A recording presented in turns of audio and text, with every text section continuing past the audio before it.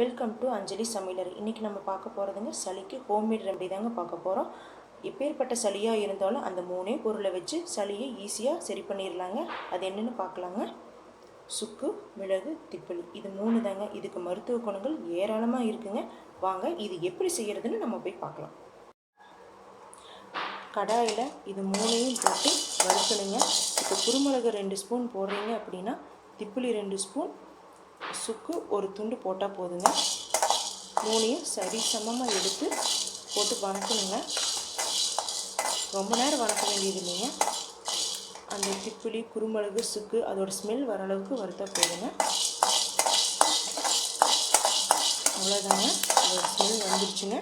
இப்போ நம்ம ஆஃப் பண்ணிவிட்டு இதை ஆற வச்சு ஒரு மிக்சி ஜாரில் போட்டு அரைச்சி எடுத்து வச்சிடலாங்க. அரைச்சி வச்சாச்சுங்க. இதை எப்படி கஷாயமாக செய்யலான்னு பார்க்கலாங்க. ஒரு பாத்திரத்தில் 1/2 டம்ளர் தண்ணி ஊற்றணுங்க.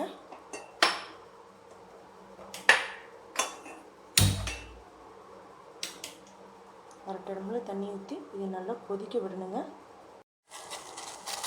கொதித்ததும் நம்ம அரைச்சி வச்சுருக்கிற இந்த பவுடரிங்க கொஞ்சம் பாருங்கள், இத்தனும் எடுத்தால் போதுங்க.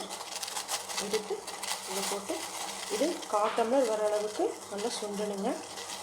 இப்போ பெரியவங்களாக இருந்ததுன்னா இதை விட இன்னும் கொஞ்சம் போட்டு சேர்த்துக்கலாங்க. வயசுக்கு தகுந்த மாதிரி நம்ம அதிகம் பண்ணிக்கலாங்க. 1/4 டம்ளர் அளவு சுண்டியாச்சுங்க. அவ்வளோதாங்க. இதை ஆஃப் பண்ணிவிட்டு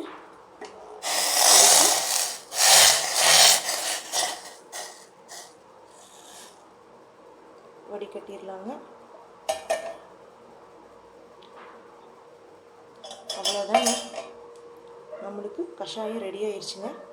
இது குழந்தைகளுக்கு சளி வர்றதுக்கு முன்னாடியே தும்பல் போட ஆரம்பிக்கும் இல்லைங்களா, அப்போவே இதை நம்ம காலையில் அவங்க எந்திரிச்சோன்னா ஒரு 1/4 டம்ளரும், நைட்டு தூங்க போகும்போது ஒரு 1/4 டம்ளரும் கொடுத்தோம்னா சளி வரவே வராதுங்க.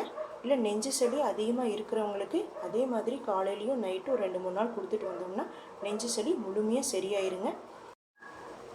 உங்களுக்கு இந்த வீடியோ யூஸ்ஃபுல்லாக இருக்குன்னு நினைக்கிறேன். லைக் பண்ணுங்கள், கமெண்ட் பண்ணுங்கள், மறக்காமல் சப்ஸ்கிரைப் பண்ணுங்கள். தேங்க்யூ.